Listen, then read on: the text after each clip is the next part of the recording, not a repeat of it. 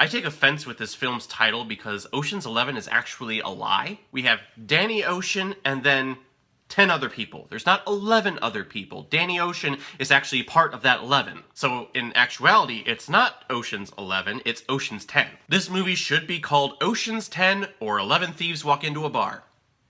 Just saying.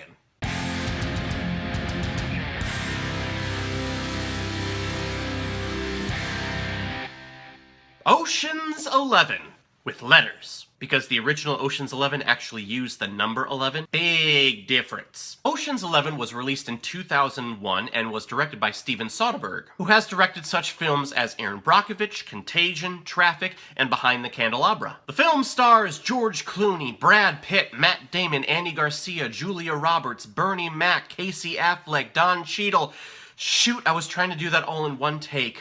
That's all I could remember. A buttload of other people. Now, Danny Ocean, who is an exceptional conman, has just been released from prison. Why he was there in the first place? I have no idea. And when he gets out, he meets up with his old friend, Rusty Ryan. Why is that name so funny to me? Probably because it sounds like a sex position. And apparently I have the maturity level of a 5-year-old. And both of them hatch a scheme to rob 3 different casinos at the same time. The sum equaling about $150 million. Whew!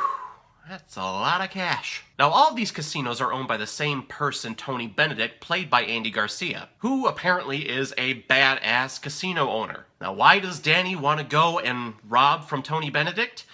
Well, I guess because he's dating his ex-wife, I guess? I have no idea. So Danny goes and assembles a team of 10 other people, and the heist ensues. Now, this movie is super fast-paced. As soon as Danny Ocean comes on the screen, we don't waste any time on exposition. It goes right into the plot, which I think is a strength and a weakness of this movie. If you do sit down to watch Ocean's 11, be prepared for 100% pure entertainment. The characters in this movie are very charming and have a lot of charisma, which I guess is what you need to be a very successful thief. And each of them have their own role to play in the scheme. Now, if I were a millionaire, I would probably be the easiest mark for Clooney, Pitt, and Damon to hit, because if they walked into the same room that I was in,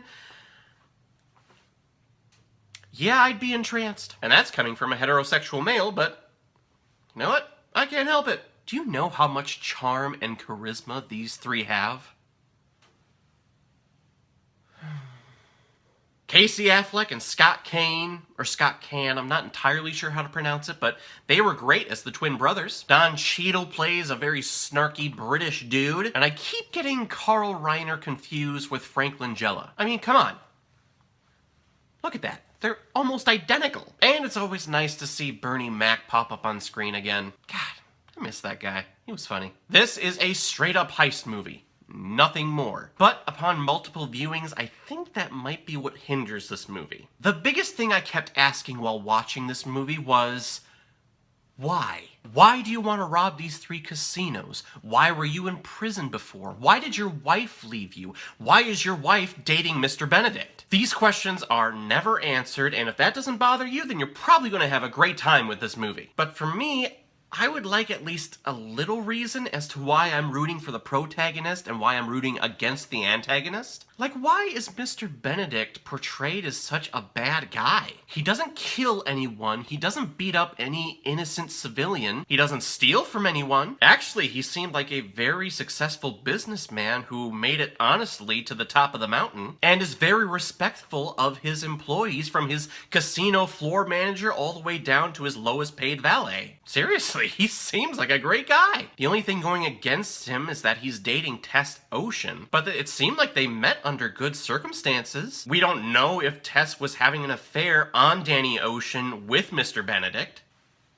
Again, we just don't know, and we never find out. Julia Roberts' character Tess Ocean is probably one of the most annoying female characters in the history of movies. Not annoying in the sense like I can't stand to hear you talk, but annoying in that her character is so reliant on male support. She is never without a man in this movie. The only reason she is in this movie is for Danny Ocean and Mr. Benedict to have a pissing match over her. There is a scene in this movie with all 3 of them where you can literally see all the piss coming from Danny Ocean and Mr. Benedict going all over Tess Ocean, with them marking her as their territory. Hey, Danny, want to see why Tess is with me now?